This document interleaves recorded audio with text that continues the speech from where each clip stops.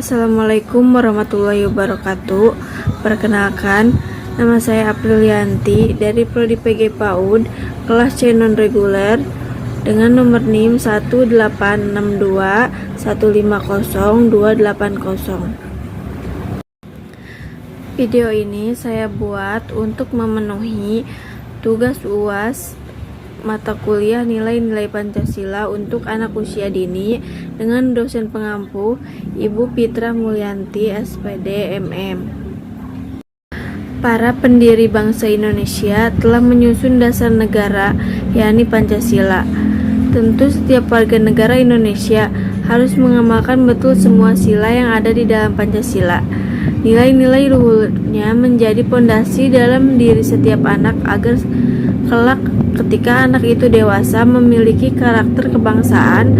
Memberikan pemahaman nilai-nilai Pancasila tidak berarti dimulai saat di bangku sekolah dasar. Namun, penanaman dapat dilakukan sejak anak berusia dini.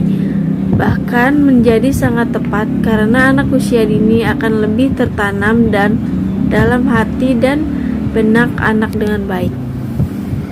Latar belakang Pancasila merupakan ideologi bangsa Indonesia yang nilai-nilainya bisa menjadi pedoman masyarakat dalam berbangsa dan bernegara.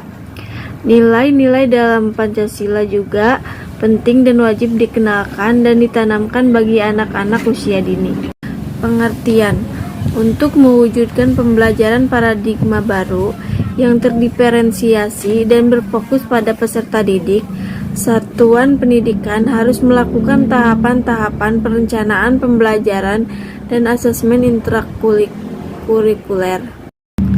Kurikulum PAUD adalah seperangkat rencana dan pengaturan mengenai bahan ajar serta cara yang digunakan sebagai pedoman penyelenggaraan kegiatan pembelajaran PAUD, di mana kurikulum PAUD bertujuan untuk mengembangkan seluruh potensi anak agar kelak dapat berfungsi sebagai manusia yang utuh sesuai kultur, budaya, dan falsafah suatu bangsa.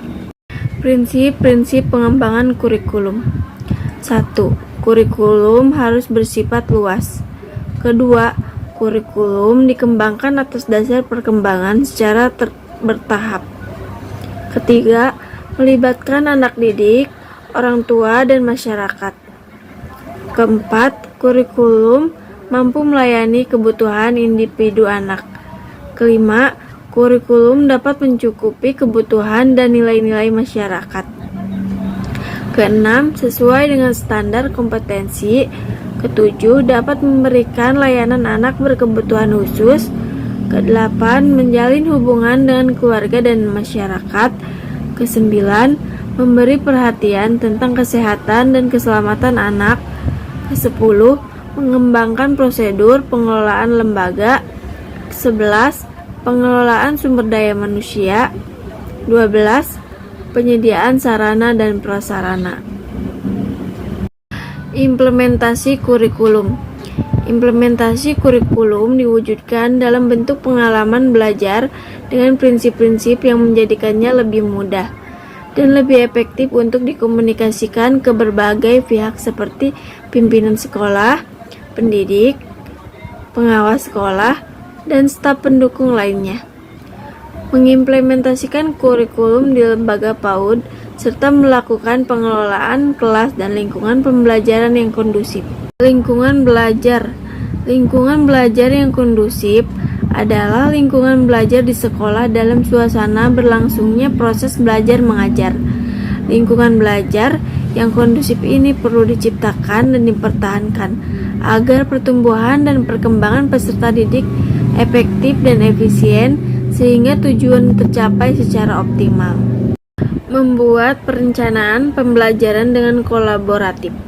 Dengan cara membuat template yang bisa digunakan sehingga memudahkan pengajar untuk bisa membuat cepat dan memahami isinya. Kesimpulan, di zaman sekolah ini sangatlah penting penerapan nilai-nilai dasar Pancasila bagi anak-anak usia dini. Selain sebagai pembentukan karakter, penerapan ini juga bisa menjadi wadah untuk memperkenalkan tentang kesatuan dan persatuan bagi anak tersebut. Di zaman yang sudah canggih ini, secara perlahan hampir melupakan apa dasar dari negara sendiri.